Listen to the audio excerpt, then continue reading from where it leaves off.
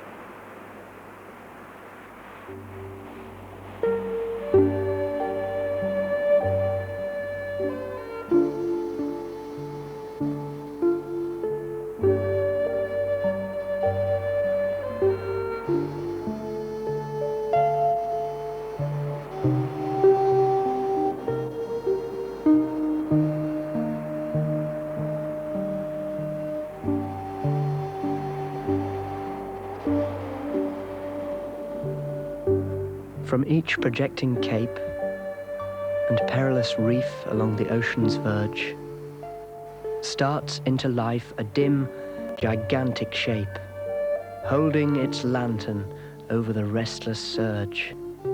And great ships sail outward and return, bending and bowing over the billowy swells. And ever joyful as they see it burn, they wave their silent welcomes and farewells.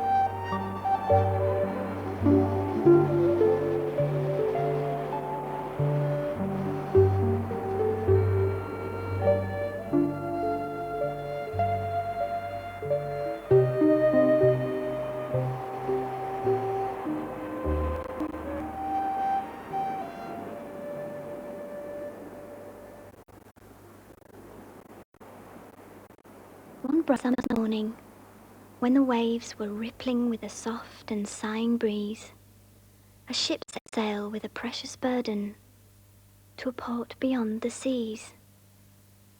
There were fond farewells and loving signals from hearts that love still burned, and they sailed away with a smile and a blessing in a ship that never returned.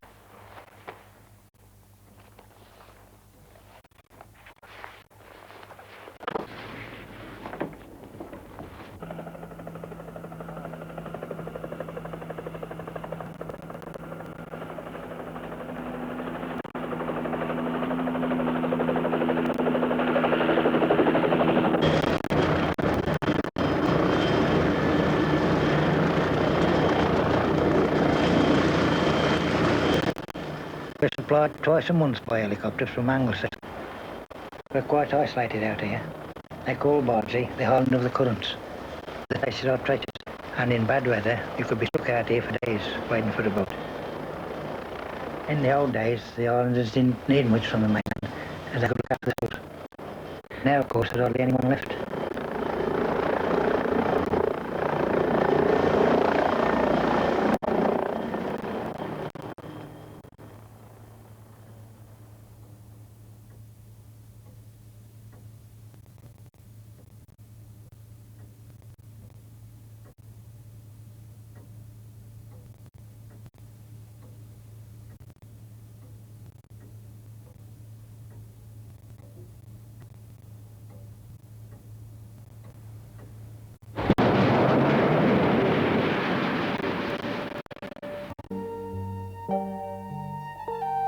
Like the great giant Christopher it stands, upon the brink of the tempestuous wave. Wading far out among the rocks and sand, the night o'ertaken mariner to save. Vast, serene, immovable, the same year after year through all the silent night, burns on from all that quenchless flame. Shines inextinguishable light. Sail on, it says. Sail on, ye stately ships. With your floating bridge the ocean span, be mine to guard this light from all eclipse, be yours to bring man to man.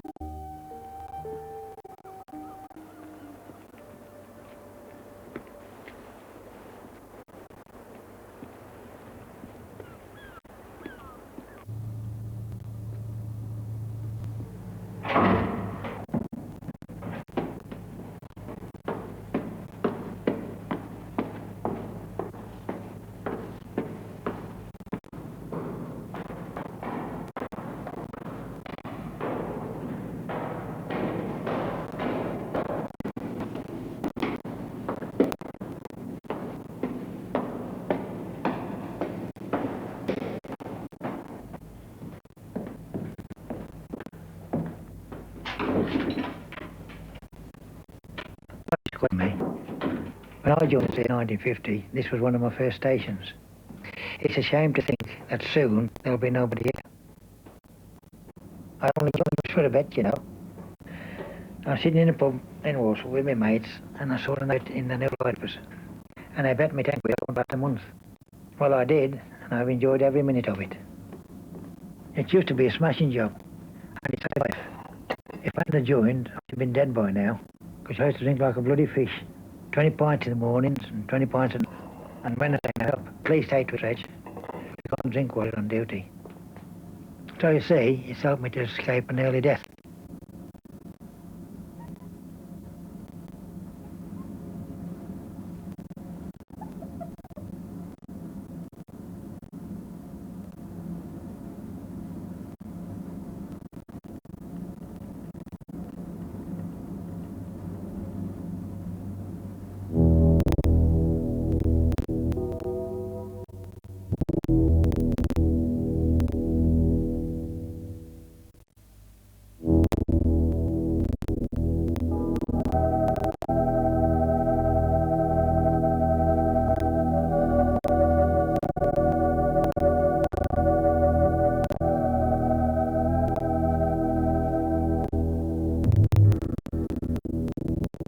Over Wales, to escape, to pray, travel the edge of their world in search of a life of self-denial. On the Isle of Mary, the fair Isle of Saints, the resting place of Timafest, so many that it was said, easier would it be to find graves for the saints than saints so many graves.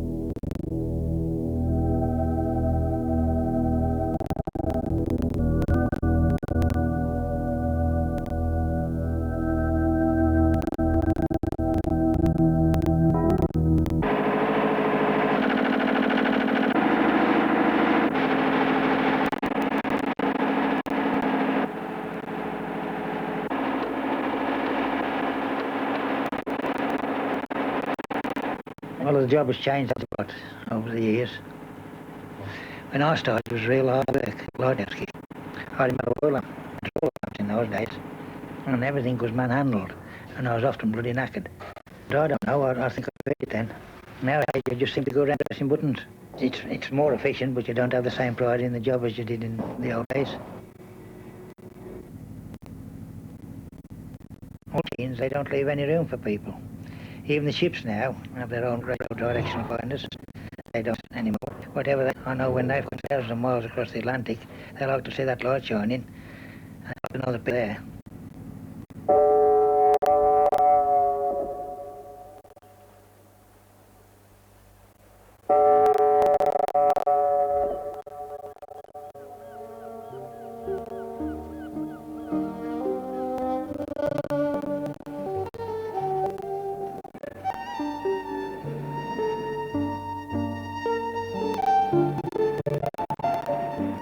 Rage, this building may assail, and all may tumble in the furious gale. But until care, the important results. The noble building, air effulgent shines, and stand guide to each commercial place, where it reigns and spreads secret grace.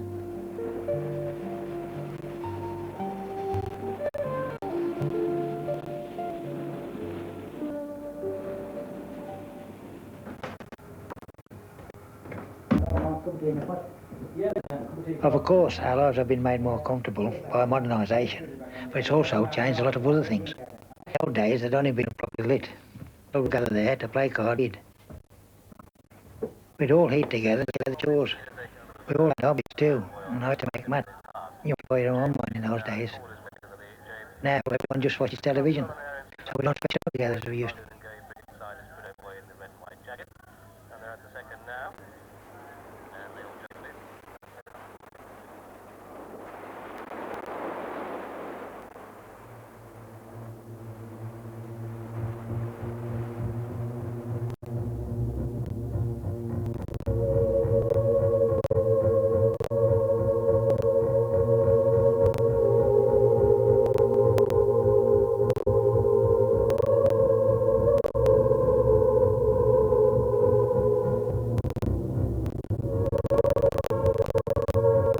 There came a time when the light of piety to shine on these shores.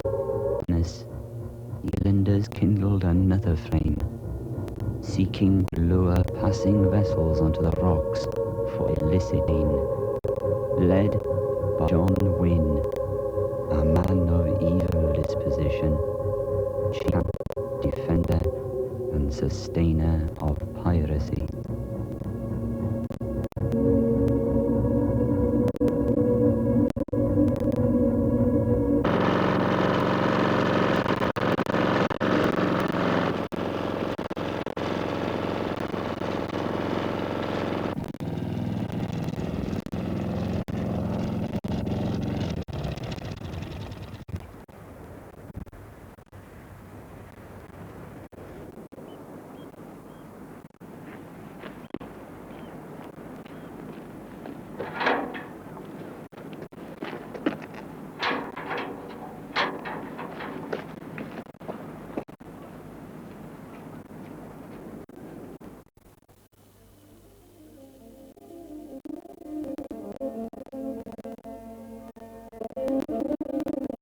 Community on Bardsey, even up to the table. I mean, they were very close. They had school, and they even had Kingland. Just keep an eye on them. It was called Lough Pritchard, in a tin trout toilet.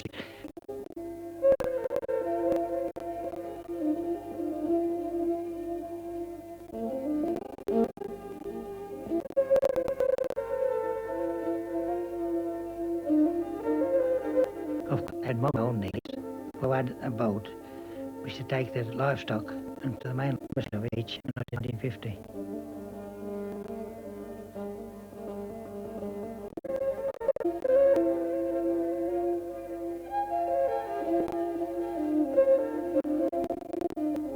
Gradually the community grew over the years. The young people left for a more exciting life on the mainland. In the end, the old ones couldn't farm or man the boats, so they left as well. There's only one farmer left now, and he's about to retire. I don't think anyone will replace him.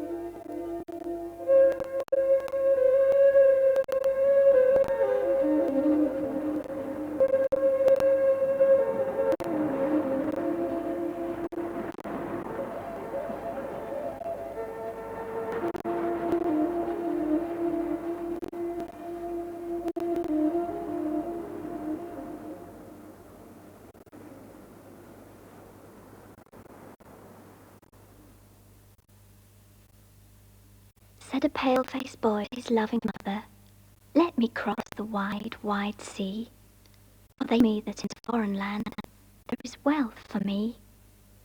So the mother listened with fond affection, though her heart still to him yearns. But she sent him forth with a mother's blessing in a ship that never returned.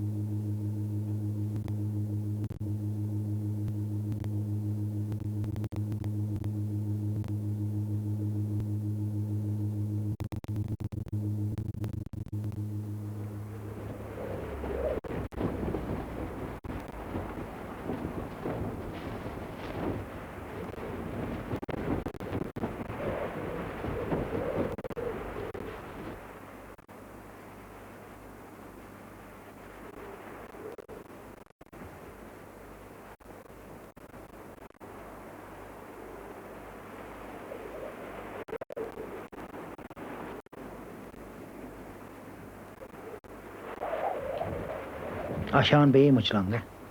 I'll start out is due for automation, as all the others are along the coast. And like that keeps another one just disappear. In my time, I have watched us become less essential and hold the final step.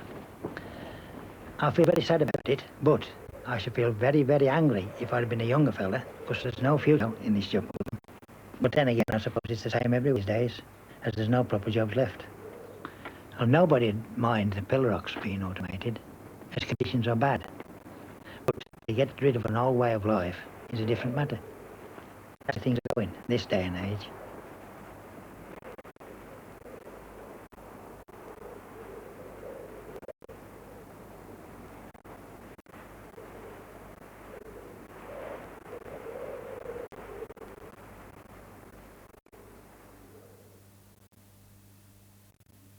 "Only one more trip," said the gallant sailor, kissed his fond young wife.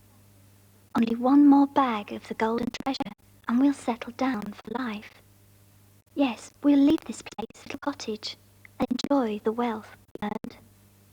She never thought that her love would perish in the ship that never returned.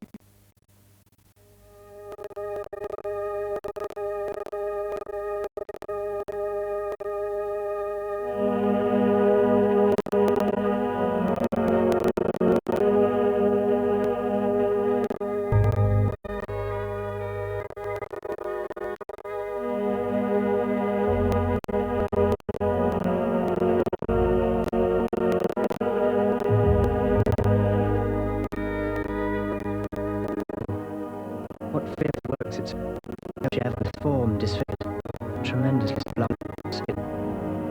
Like her who to the last loving close